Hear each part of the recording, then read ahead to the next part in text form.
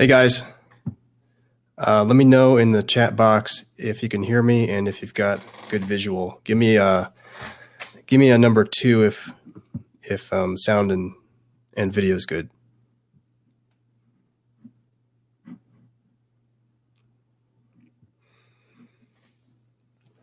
All right, cool.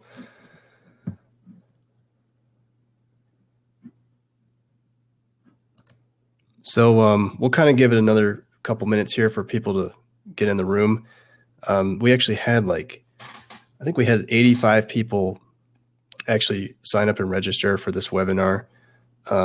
Usually I kind of expect about 50%, people actually watching the webinar live. So we might get twice as many people in here as we do now. Right now I see 16 people, so give it another minute or two here. Yeah, and guys, feel free to chime in. Let me know where you're from and maybe kind of what you're interested in learning here. We'll do a question and answer session at the end, but if you feel free to kind of introduce yourself. It's a small group, so.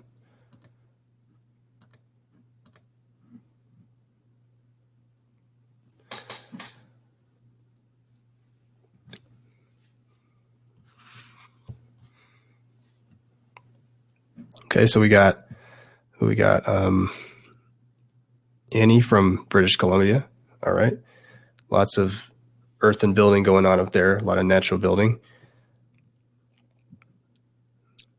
Angela, yeah, from Barbados. Hey, Angela. Wendy, South Carolina. Cool. Charlottesville, Virginia. And Maurice from Quebec. And then down here, Pete from Australia. What time is it down there?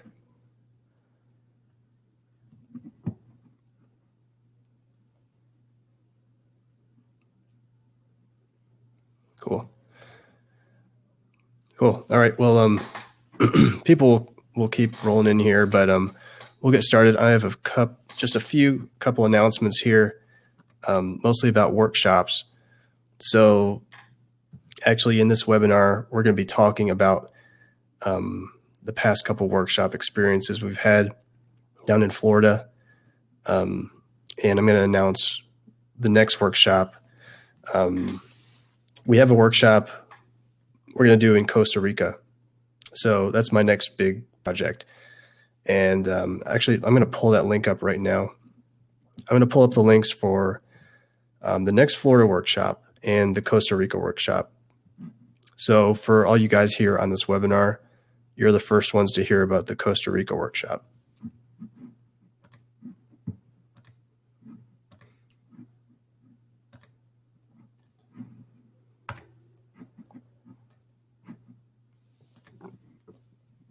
All right, let me get you a link here for Costa Rica.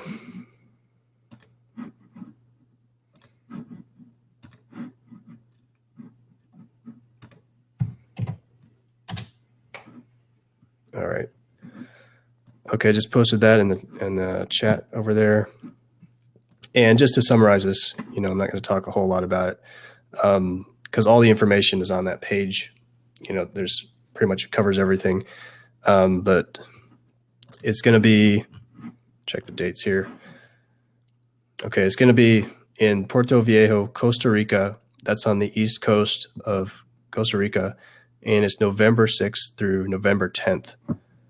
Okay, so it's really going to be a good workshop. I mean, it's going to be kind of my regular setup for workshops, except you're in like a tropical paradise right on the beach and the rainforest is right behind you. So, you could combine the workshop with a tropical getaway. So it's going to be a lot of fun, and the cost is low. So, honestly, it's not going to be that expensive compared to most trips or vacations or even workshops. You could get a ticket down there and and back, plus the workshop, plus lodging and food for not that much, really. Okay, and then our other workshop is going on in Florida, and we're going to be talking about that in combination during this webinar. And let me get that dates for you here. September 25th to September 29th. So that's coming up in a few weeks, and there's still spots left. Now, we've done 2 workshops there already. One was in April, one was in July, and it's gone really well. And we're going to talk about that project here in this webinar. So I think that's all the announcements I've got. I'm going to go ahead, bring on our guest host here, Joy Davis. And Joy is the host for our Florida workshops. So we're doing our cod building project on her property. And so let me get her on. Go ahead, Joy. You can sign in there if you want. I don't think I can do it from my end. Okay, there you are. I see you. Okay, can you see me, hear me? Yeah. Hey, yeah, everybody in the chat, again, put a number 2 if you can hear Joy and if you've got her video feed.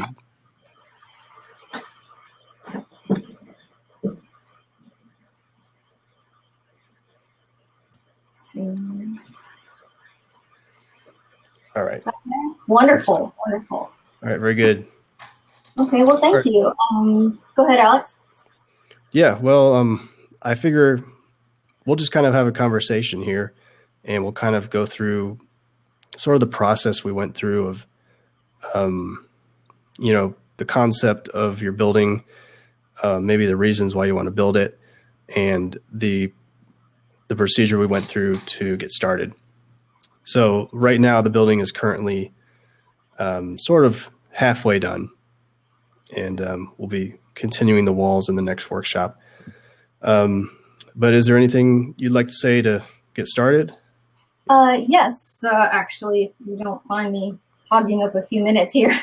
One of the questions that I get a lot is, how did I even start? So how does one start this? We know we need to research it, but then from there, where do we go? What do we do? So I thought I might just take just a few minutes with that and tell everyone about my story, and maybe it'll help them a little bit with their journey through everything and help them to better make decisions, how to make decisions, and so forth. So sounds good. Oh, wonderful. Good. Good. So let's see here. I have a few notes. Pardon me for looking down here. So how did I start, and where do you go from here? A few years ago, I knew I wanted, my husband and I, we knew we wanted a piece of property, which is what we call it, the property that we got, but we got a really good deal. It was 1.5 acres. I cannot remember how much money it was, but I know it was, it had an electric pole on it, water, sewer, and some other stuff. And it pretty much paid for itself instantly because whoever owned it had to liquidate their assets really quick. So we really were very blessed on that. We were kind of looking for like a cottage in the woods idea, weekend getaway. And my friend Deborah said, well, why don't you build one of those mud huts? And I'm not building that. I'm not going to live in a dirt house. That is not happening. No. So, but after a lot of research and so forth, a few years, I would say about 2 years ago, I did want to build a little something. And so I was researching just different little buildings. I didn't know if I would revise a little shed or something. But I just, come back to the original thought that my friend had advised, this little mud hut. I was like, mud hut? How in the heck? Okay, fine. Let's just research it and let's just see what's out there. Because it does seem to be in different parts of the world. So there's got to be something very important about this. Very good. And so I think one thing I want people to walk away with today, and thank you everybody so much for coming. That is just, I'm really glad that you're here. But I would say determine your purpose, because once I determined my purpose and why that purpose is, then it's easier to have a goal and to keep going so that when you get distracted and it's a hot day in the middle of the summer and you're covered in mud and you don't want to go on, you can say, you know what, that's okay. This is my purpose. This is what I'm doing. So, and by the way, the weather is much better now. So that is wonderful. What about the bugs? The bugs? How are they getting? Bugs are a lot better, I think. Yeah. Yeah, Yeah, that's good. definitely. Definitely. I'm seeing here, I would say the more I researched, the deeper things went as far as what I learned, because I think one thing that people see right off is I want to build a cob house because it's cheap. It's made out of dirt, so it's not that expensive and so forth. But I would say it's the same as building it here, to where if you want to build a cheap house, then it's going to be cheaper. But if you want to build a quality house, you're going to put some more money into it. So Yeah. it's just very important to keep that all in mind. But researching things and going deeper, I would say my purpose just was broader.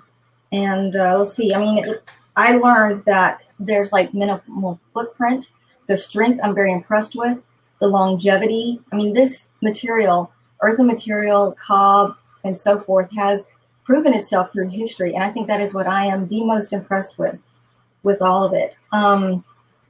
I would say too, also learn and educate myself. That's, how I started with it. And, everyone else, just do your best to research and learn everything you can, educate yourself. There's YouTube videos, there's things you can read online.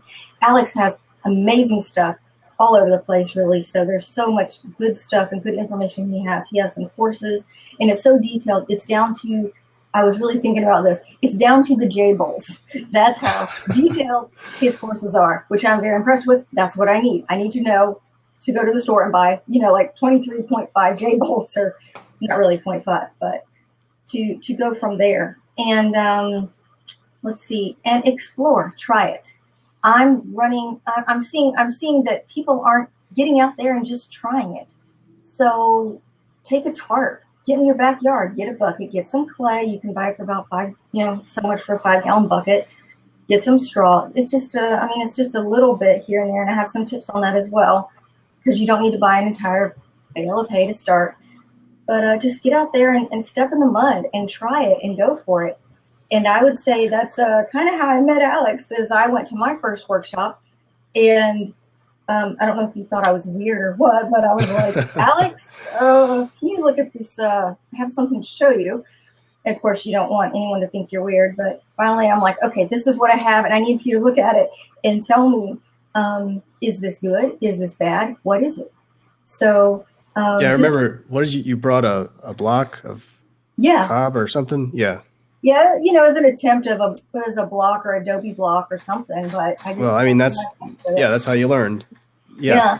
That first mix of cob you make, or whatever you're doing, if it's Adobe or rammed earth or whatever, you just got to get that hands-on experience. You got to start somewhere, and that first time you do it, you'll learn so much. Really, you can read about it all you want, but when you actually do it, that's when you really start learning exponentially. Definitely. So but that's kind of how my story is, as far as, because I just have a lot of people say, well, how did you start? And I could say, oh, well, I dug a foundation. But I find that a lot of people are in this maybe a waiting place or a research place, and maybe it can even be considered a rut, because where do I go from here? So I would say educate yourself as best as you can. Go to workshops, get the courses, because the more information you have, it's like the fear of the unknown. The fear dissipates. It's okay. And for the sake of everybody out there who hasn't been to the workshop, Alex really is a wonderful teacher. He doesn't make you feel intimidated or anything.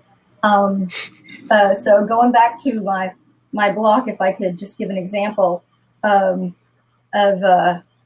I just thought it's a memorable moment for me, because I've never done this stuff. Here it is. I'm stepping in this stuff and did the best I could. Here, Alex, take a look at this. And so he's rubbing it and everything, and it was sandy. And then I guess he rubs it again, and more sand comes off. And I'm like, okay, I did something wrong. I don't know what I did wrong, but it's something.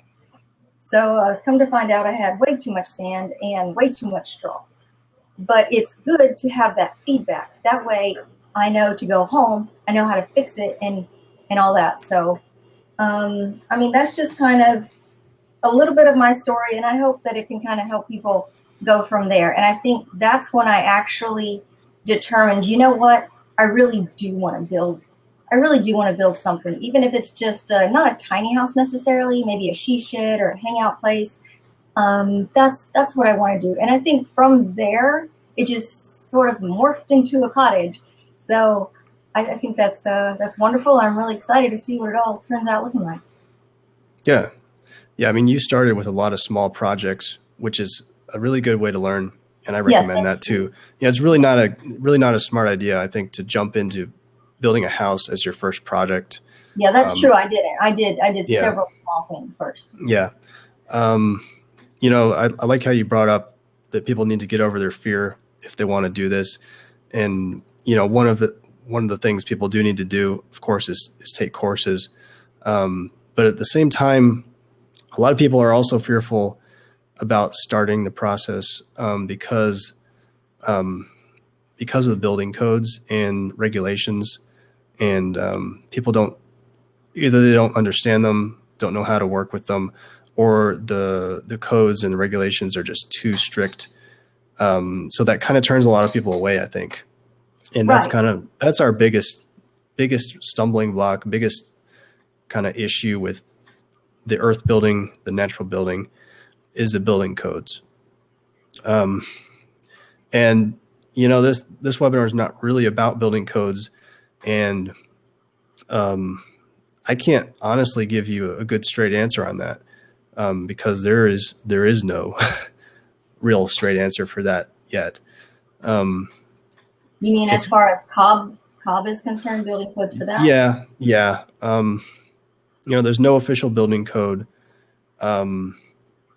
My best recommendations is to build in rural areas where the building code is more lax, and I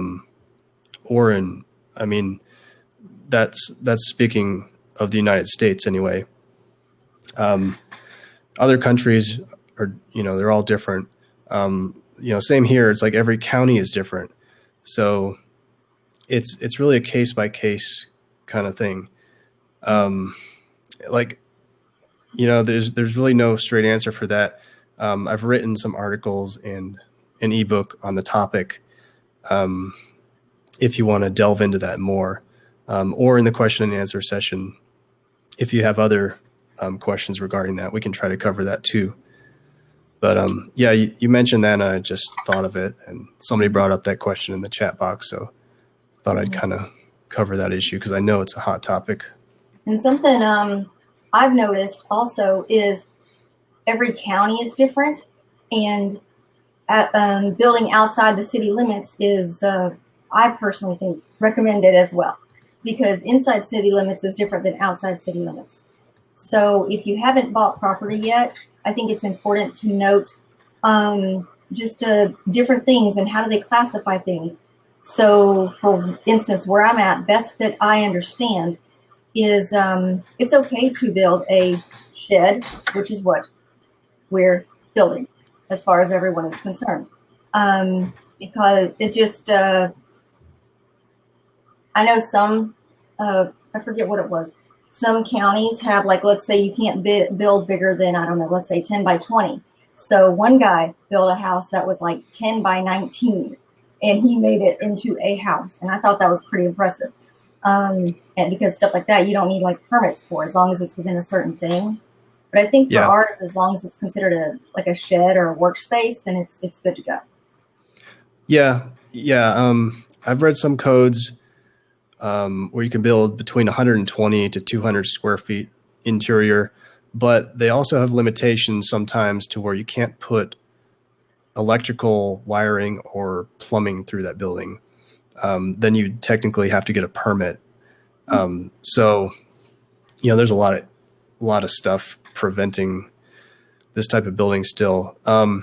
That's why one reason I've kind of ventured more into the rammed earth building, and have an interest in Adobe building, is because there are codes for these buildings.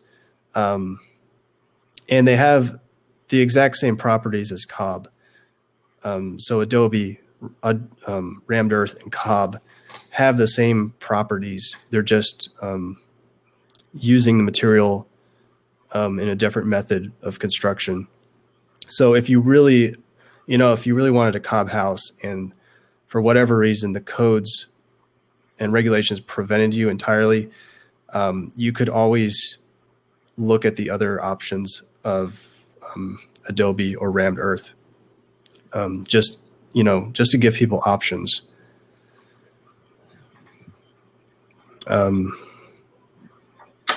Let's see. Yeah, well, also for coding, I recommend ways that people can build cob buildings more to code. And one way of doing that is conventional foundations. I like to do conventional concrete foundations. They actually work really well for cob and earthen buildings. And, a lot of the kind of purist natural builders don't like that idea. But, it is a compromise if you look at it from that perspective. But practicality wise, I think it's very practical and effective. So I do recommend conventional concrete foundations. You can do post and beam structures on top of that, and then do cob infill. I've sort of covered this in a lot of my other materials, so I won't get too in depth on this now. But for example, we are doing this on the Florida building. So Joy actually built a concrete foundation for the building, and let's talk about that a little bit. Okay. If you want, yeah, go ahead. We can talk how process for doing that. Well, I believe it's 18 inches wide by 18 inches high is what the actual concrete framing was. And let's see. Yes, but I built it higher than that, which was good. I built it 2 feet high above ground level, which is good because I was also researching concrete, and there's a lot of dynamics going on there. And so if there's extra concrete, for instance, then you have to pay for that. So suggestions were have it someplace where it can be dumped, or like an extra sidewalk framed out. So I'm glad that I built it higher, because I'm like, hey, there's extra in there and I paid for it. Keep pumping, pump it out, So it's nice, because in actuality, it's probably about 20 inches high, because I did mark the certain lines and so forth with a chalk line on the inside. Underneath, I cannot remember the exact measurements of everything I did as far as the different rock layers, but I know I was, darn close to the book, because I want it to be done right, because I want it to last a very, very long time. I know I dug my foundation 24 inches wide. So I know I did that. And then I know as far as the depth, it sloped downward all to one particular corner and drained off. I did put a drain pipe in there, covered it with rock, landscaping fabric, and more rock. And once again, I can't remember the exact procedure and so forth, but I know it was, I remember it being darn close to the book, maybe an inch off here or there. But I wanted to last a long time, and I wanted it to be done right. And I think so far, even with the summer rains that we've had here, like every afternoon, which are slacking off now, it's really, really nice. The weather's starting to cool off, I think. But you can tell that it's done well. And I'm very impressed with it. Yeah, it has. And another interesting thing is, because this building is being done in Florida, the soil there is incredibly sandy. So a lot of people have these, they're kind of wary about building in Florida soil, as far as foundations go. So it's really not an issue, especially if you're doing conventional type foundation. But we did a rubble trench foundation, which she was talking about, and essentially that's a trench underneath the concrete, which is filled and packed with gravel, and it acts like a French drain and drains water away from the building, because water is kind of the worst enemy for any earthen wall system, because if it gets saturated with water, it basically turns back into mud. So we do whatever we can to keep water, out and away from the building, and that's the point of the rubble trench. And also the actual stem wall that's above ground. You mentioned, Joy, that you made it a certain height above the ground, and that's to prevent any water runoff from getting on the earth walls, and to prevent any water splashback, when it's raining, to splash up on the walls. So, yeah.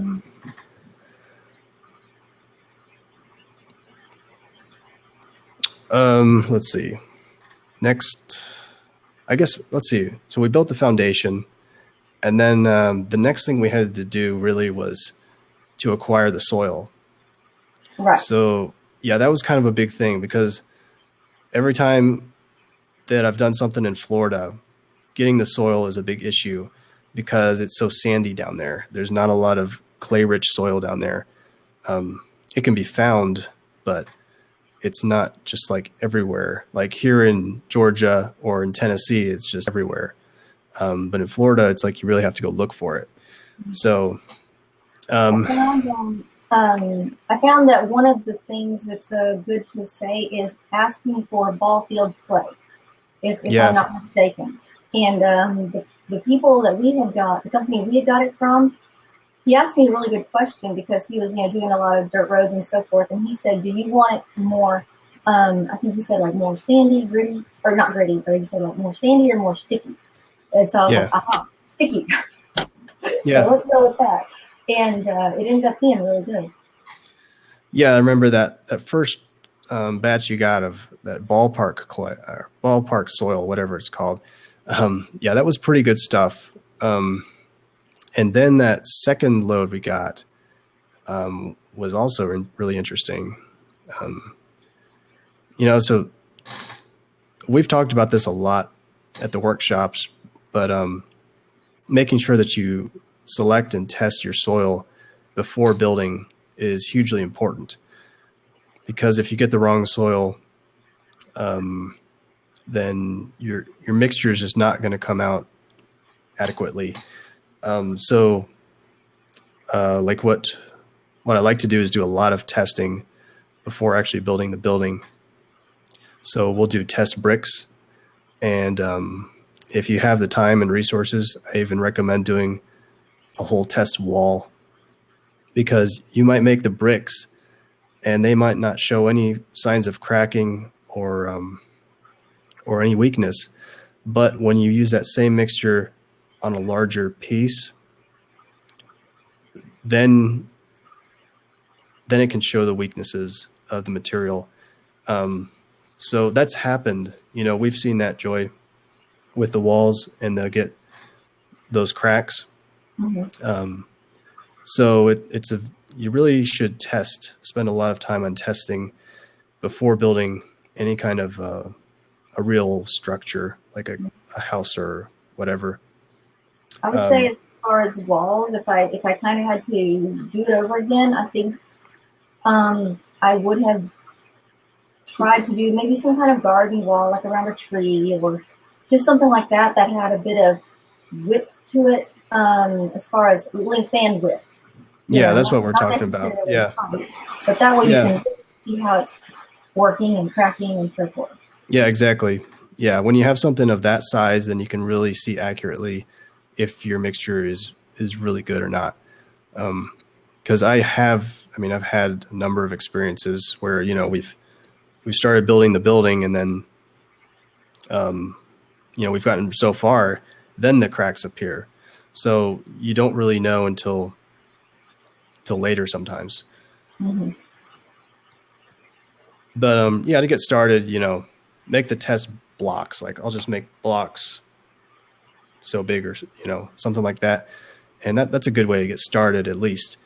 And it's usually pretty accurate, but it's not 100%. So now, when people make the test blocks, do you recommend that they include straw or not?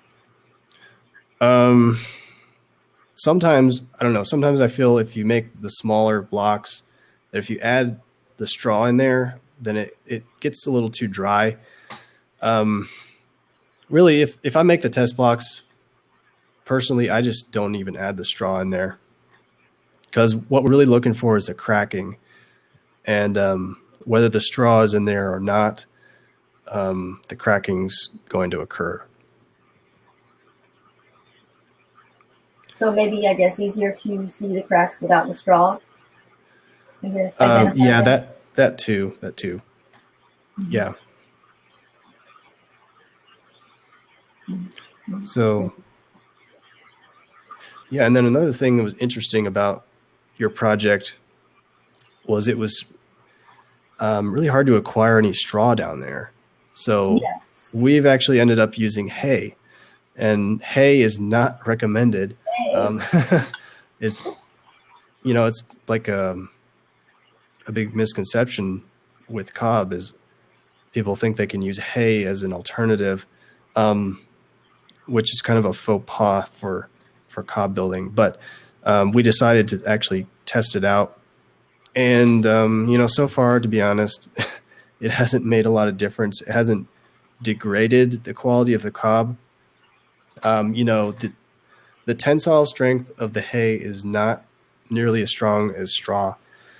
So we are lacking some of that tensile strength. But at the same time, our building's not going to fall apart because of it. And it's adding some value to the mixture. So I guess we can't completely discredit using hay. But I still don't recommend it. But if that's all you have, give it a try. And again, do your tests beforehand, before building a building. Do your tests and see how that hay works in there.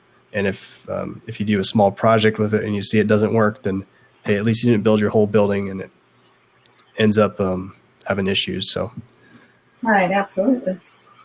yeah, but we've been successful so far. We've had some cracks. We've modified the mixture, and we've had to add hay, but in the end, it's all been looking pretty good.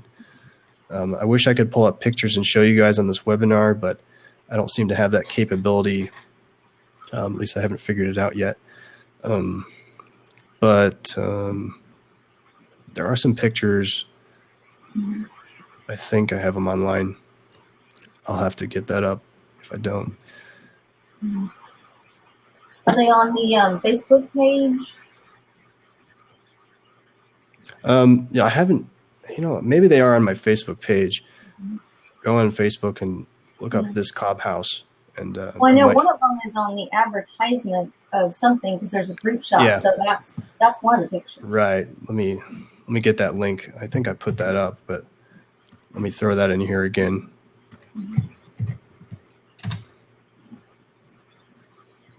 Yeah, there's a few pictures on there.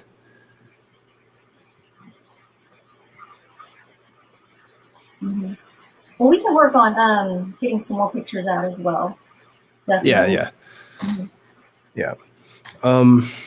Let's see. What else should we talk about your project? I guess let's see. Well, there is. I'm sorry. What were you saying? Oh, well, I was just going to say, we've talked about the sandy soil, which has been a difficulty. Let's talk a little bit about the rain there, because it rains a lot in the summer there. Yes. And a lot of people are worried that when they build that the cob can't get wet at all. So maybe we can alleviate this misconception a little bit. I would say it takes a lot for the cob to melt, as I'm told. Because everyone's like, "Oh, you're going to build that; it's going to melt." But I mean, even if I leave it, I mean, like in a hurricane, yes, it will probably get very waterlogged. But honestly, I think it'll still be just fine. Let it dry out, and you can still walk on it just fine. Yeah, pretty much.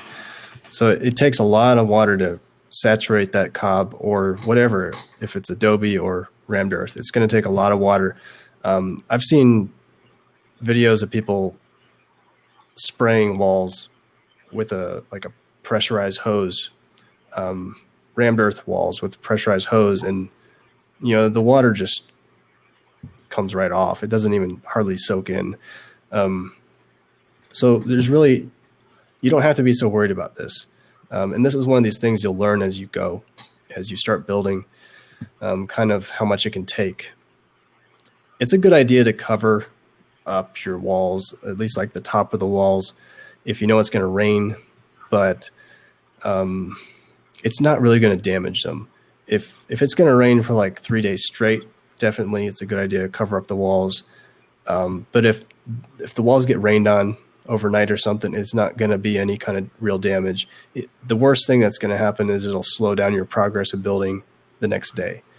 Because sometimes it's a little too wet to get on top of and work on top of, but even that hardly ever happens. So, yeah.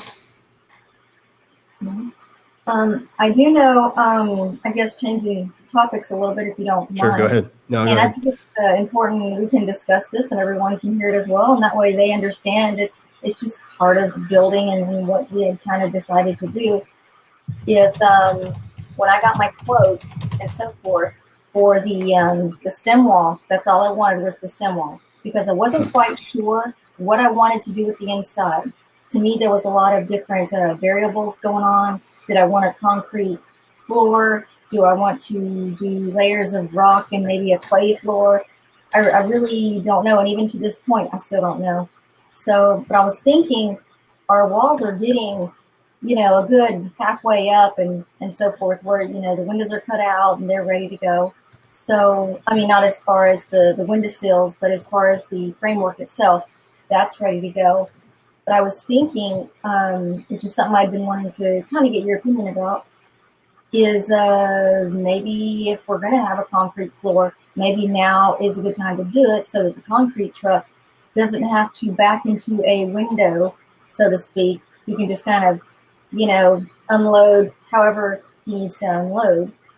I mean, or we could, I could even do it little by little, bag by bag, and just walk it in there and do it myself, I suppose. There's a lot of different things with that. Yeah, that's a good point. We could, at this point, put in a concrete slab on the inside. And it makes sense, I think, it would make sense to do it at this point for some reasons. But at the same time, there's also some reasons why, maybe we should just hold off and do that at the end. Usually I feel like floors usually should just be done at the very end. In a lot of cases, unless you pour that slab first thing, like if the slab was poured with the foundation, that's a great way to do it. But in your case, I think it would make a little more sense probably to complete the structure and then do the floor in there last.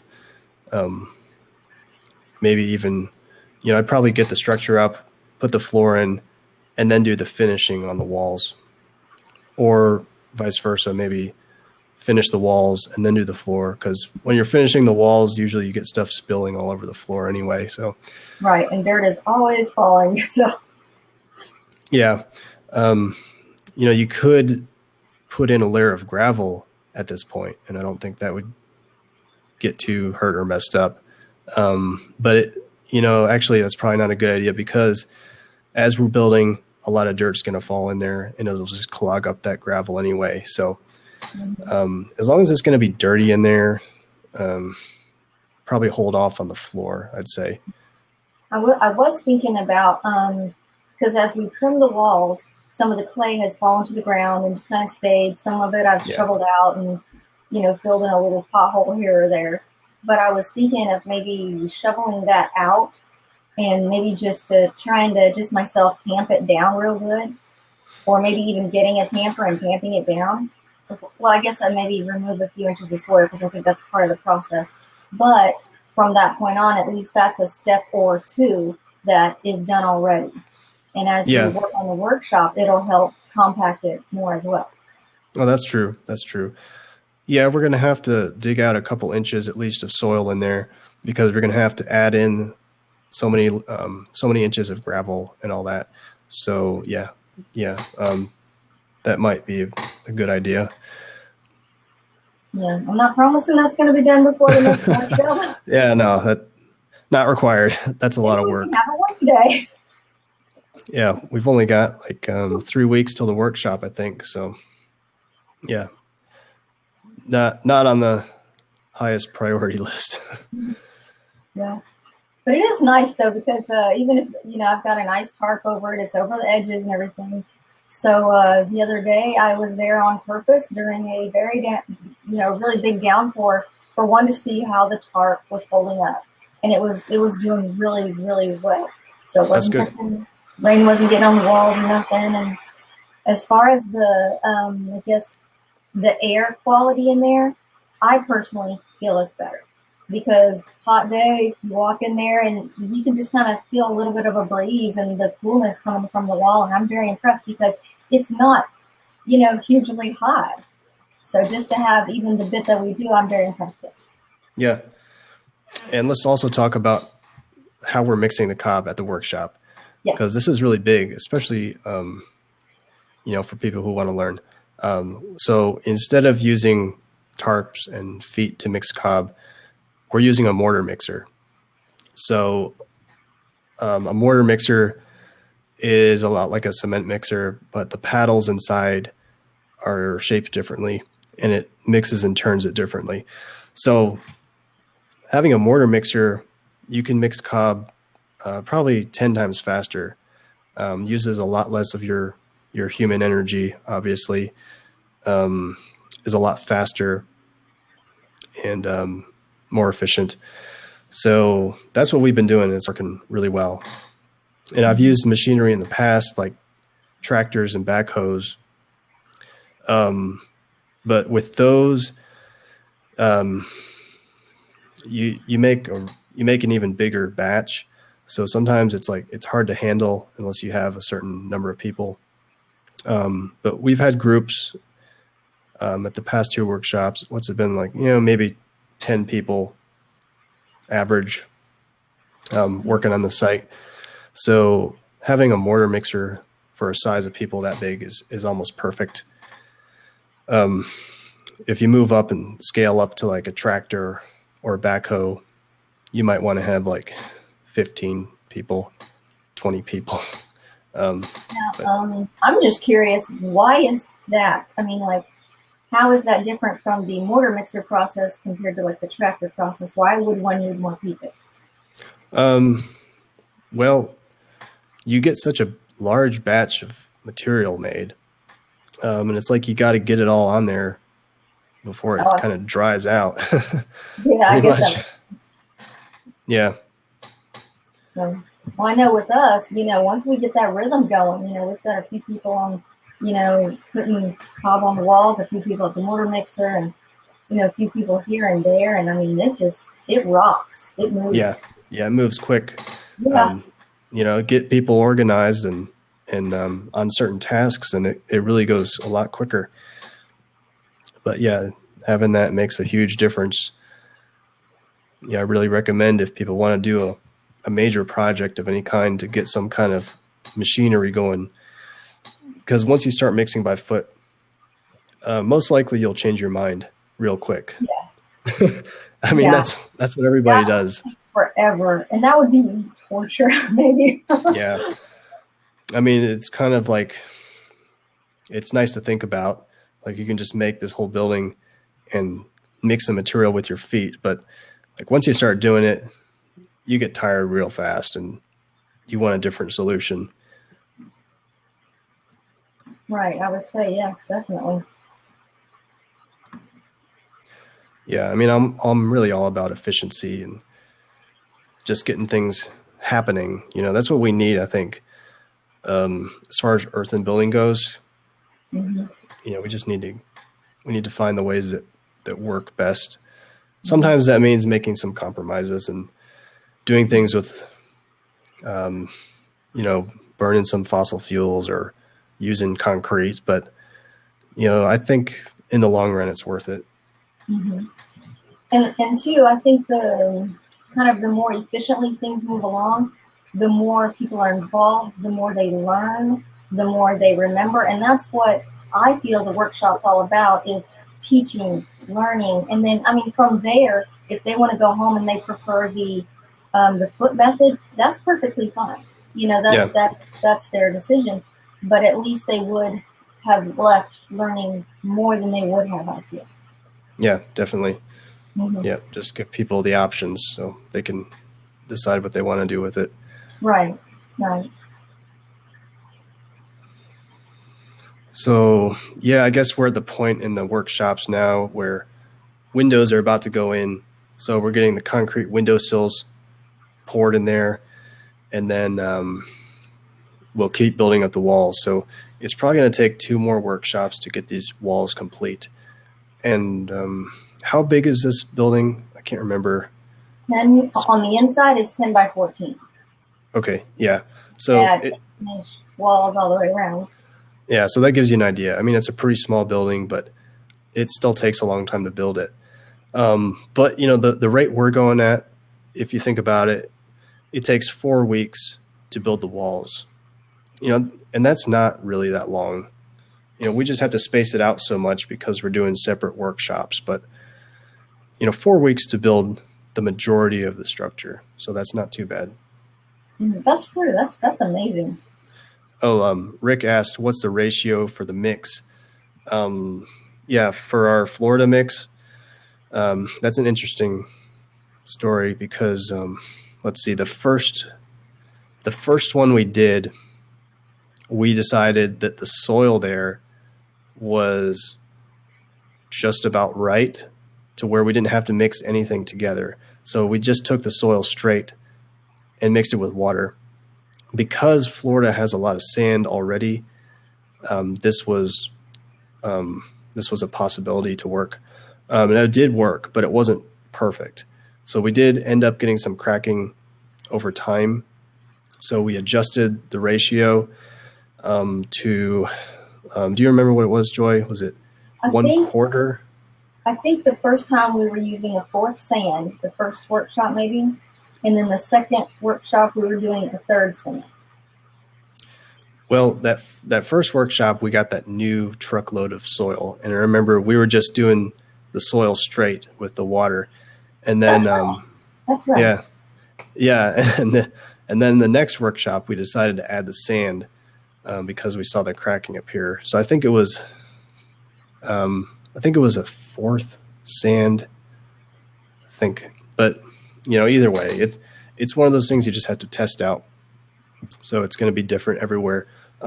Usually you'll get something along the lines of 1 part soil to 1 part sand or aggregate. I like to call it aggregate.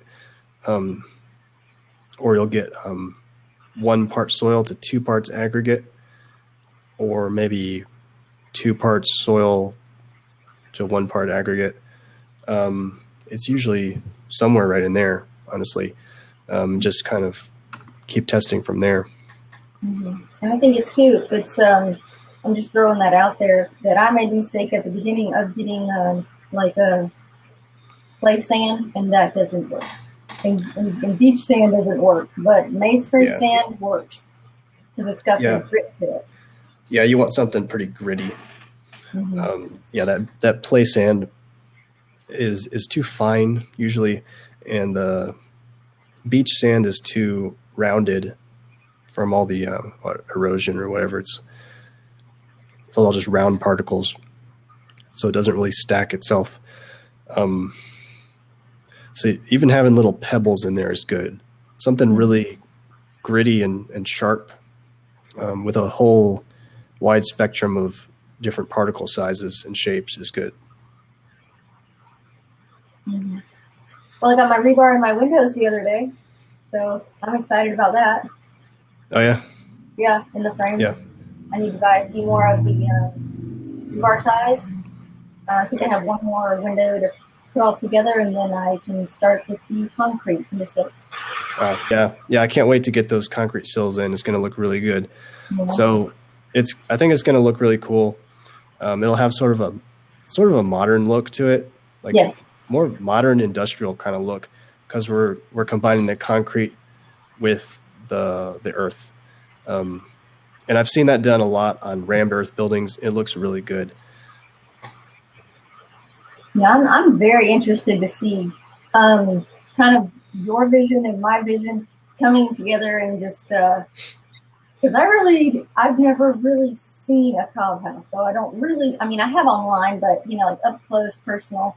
So I'm very interested to see how everything, you know, comes together with that.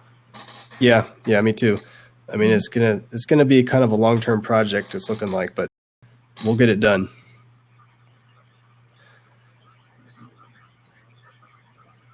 Well, let's see. I'm gonna pull this up, and then we'll get into question and answer session here in just a minute. You can stay on, Joy. Okay. I'd like your input as well. But let me pull this thing up real quick in case anybody's interested. So I know there's like a ton of questions that people have, and everybody wants to keep learning, and that's really good. You know, I really recommend that they get as much knowledge and information as possible before they start building anything. And again, do small projects first before you go on to a major project like a cottage or a house or something like that. But I do have courses available online for people if you can't make it to a hands-on workshop. So I have 2 video courses I put together. One is a 11-hour video course with a lot of, it's got like 200 pages of written information included as well. So that covers like step-by-step how to build a cob building, pretty much start to finish, and covers pretty much all the major topics you could think of. And then I have a design course. And if you're interested in the building codes and regulations and how to work with those, that's what this design course is really made for.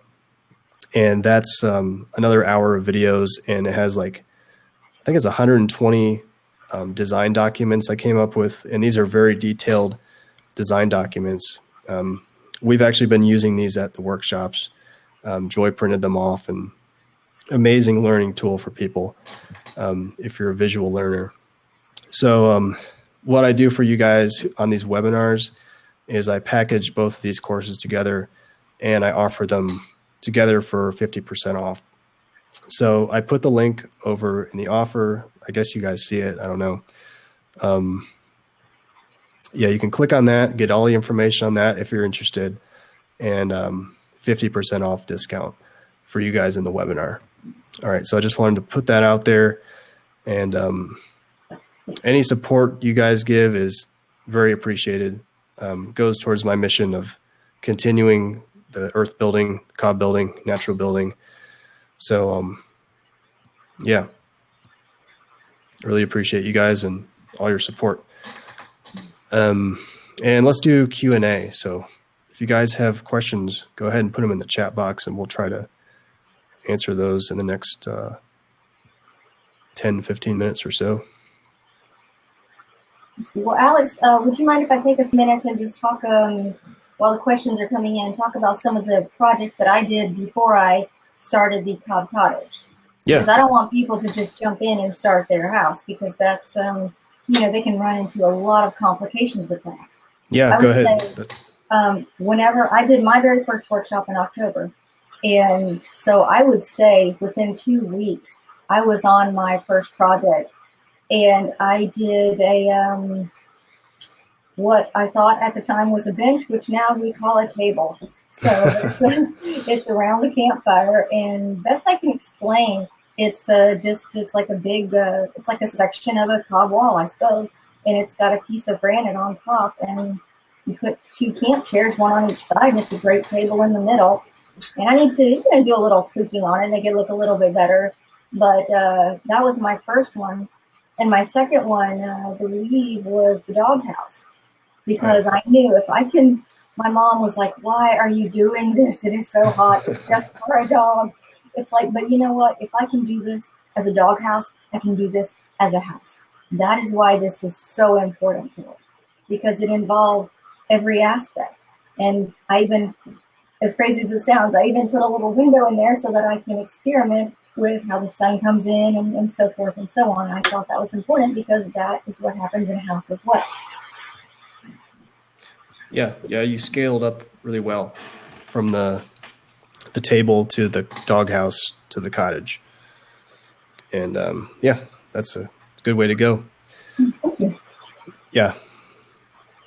Let's see.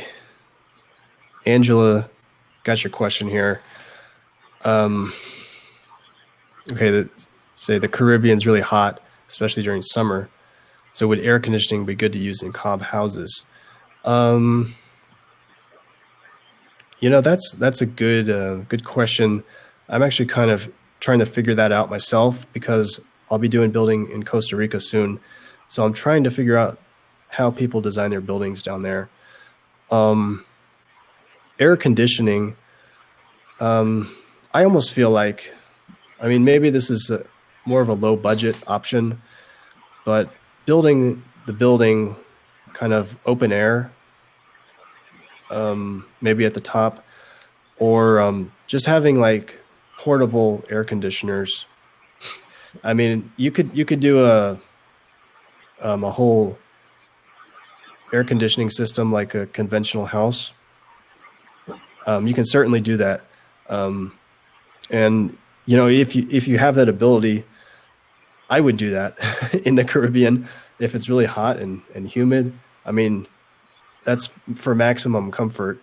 Like you would do the window AC unit, or you would do like the whole system? If I had the resources and everything available and I could, yeah, I'd install a regular like heating and air conditioning system. You can do that in a cob building. There's nothing to stop you from doing that. Whether it's really necessary, that's kind of up to you to decide. But yeah, if you can't do that, then you can do portable air conditioners, or put them in the windows or whatever. John's question. So we kind of covered this earlier a little bit. So what's the difference between hay and straw? Hay is the pre-harvest material that animals eat and has the organic material still in it. And the tensile strength is pretty weak in that. Straw is the post-harvest material, which is kind of just a leftover, and it's a lot stronger. The tensile strength is a lot stronger. So that's the major difference there.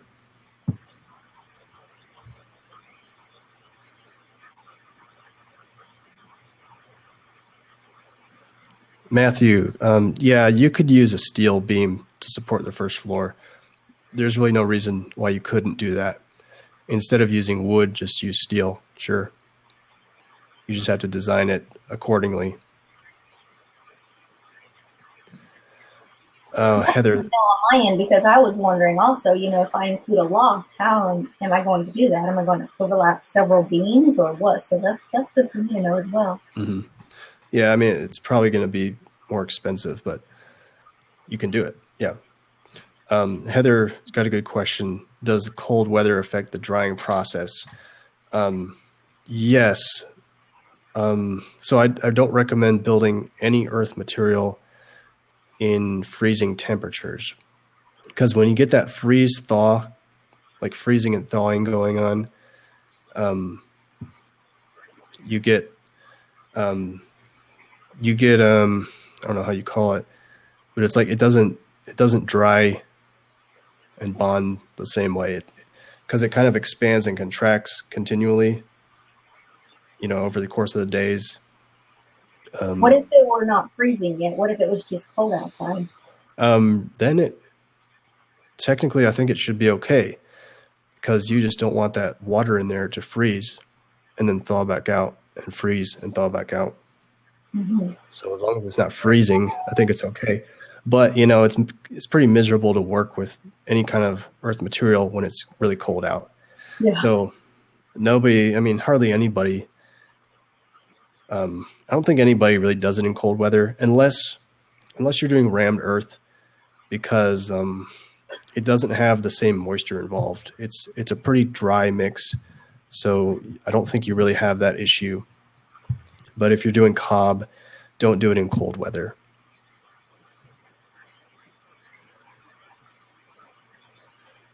Oh, thanks for that input, Melody. That's good info.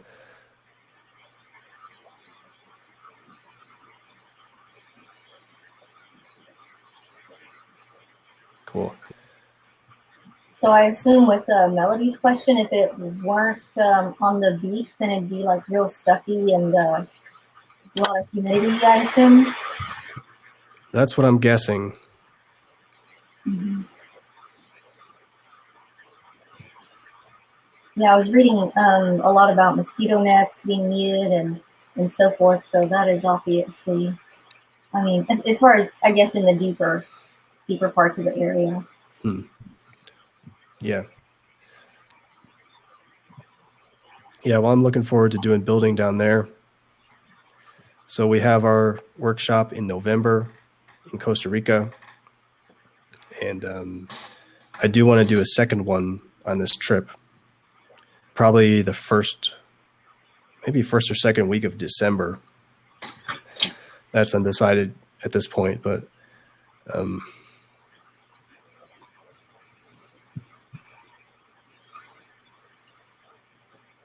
Well, I wonder how it would work doing it during I'm just throwing this out there during the Christmas holidays, because I know on one hand people get with family, but on the other hand, Thanksgiving, Christmas, some families they just do their own thing as their own little family unit, and they don't get with any extended family, and the kids are out of school, yeah. and the weather in that area might be very nice. Yeah, that's certainly possible. I'll actually have to fly back to the States before that, though, so I won't be able to fit that in this time. But yeah, I think that is a good idea. I mean, I think people would come down there and make it a vacation and take a workshop. Yeah, that's kind of definitely what I'm trying to make it as for people. Heather, yeah. So you can build the roof first and then build the walls underneath it, or the other way, building the walls and the roof on top last. It's just sort of up to you. If you're going to do any kind of post and beam structure, it makes sense to put the roof up first, the whole post and beam structure with the roof, and then build the cob or whatever underneath that.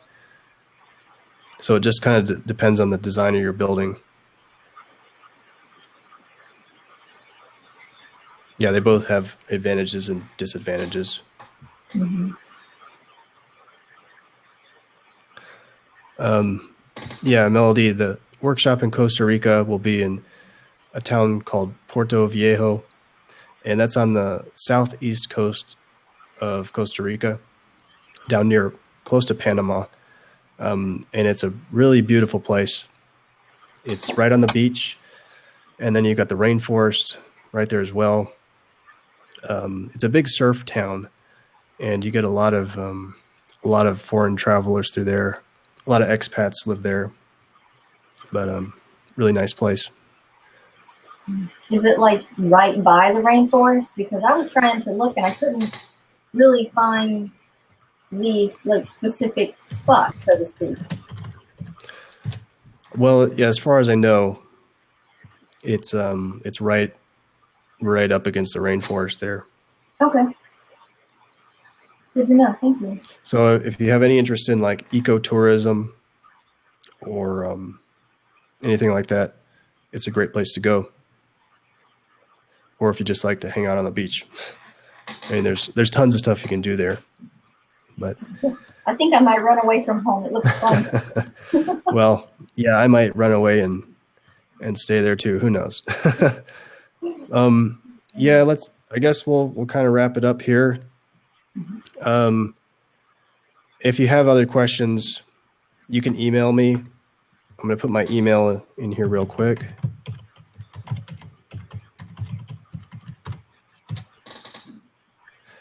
All right, so feel free to send me an email with questions. I'll try to get back to you. And again, if you're interested in any further education, there's the video courses I have, and you can grab that 50% discount from the link I have in the webinar here. Actually, let me see if I can pull that up again. Okay. Let's see.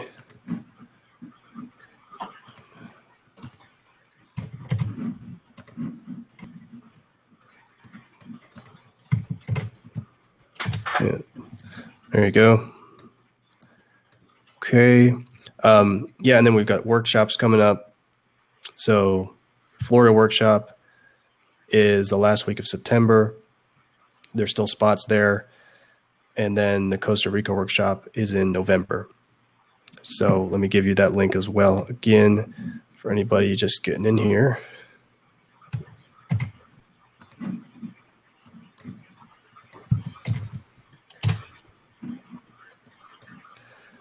Okay. Now, right.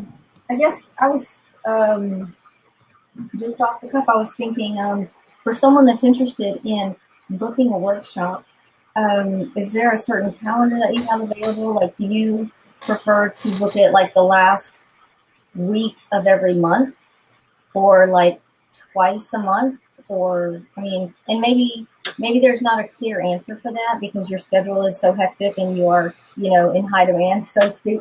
So I just didn't know if you can get back with us on available dates that would work for you and everyone else as well if they're interested in booking a workshop. Yeah, well, right now, I guess I'm kind of full through December. Mm-hmm. So, and then, December through the rest of the winter is not going to be on for any building, unless I go back down to Costa Rica to continue there. So any workshops stateside will continue in April. So we'll probably continue your workshops that next April in Florida. But at that point, yeah, I'm open to new projects as well. Maybe next summer I'll get a big project going in Georgia as well. We were going to do one in Peachtree City, Georgia this summer, but we got stopped because of coding regulation stuff. So maybe that'll happen again next summer. We'll see. But yeah, thanks for asking that. Definitely. And if I'm not mistaken, also, if people are curious as far as what's needed for a workshop, there's somewhat of a list on your page, right? Your main page. Yeah. If you go to thiscobhouse.com, go to the workshops tab, and then go down near the bottom, you'll see the requirements for having a workshop at your location and how people can get in touch. Mm-hmm. Well, good. I appreciate you clarifying that again. So, well, No thank problem. you, Alex, for having me on. I appreciate it. Well, yeah, thank you, Joy. Really appreciate it. I think we had a good discussion. I think people enjoyed it. So yeah, I guess we'll wrap it up. And this webinar is going to go. It's being recorded, so it'll be posted on YouTube soon. If you want to go back and listen to it again. And again, if you have questions, feel free to email me. And yeah, thanks for taking the time, guys. Really appreciate it. Very much. All right. You guys have a good rest of the night, and we'll talk soon. All right. Good night.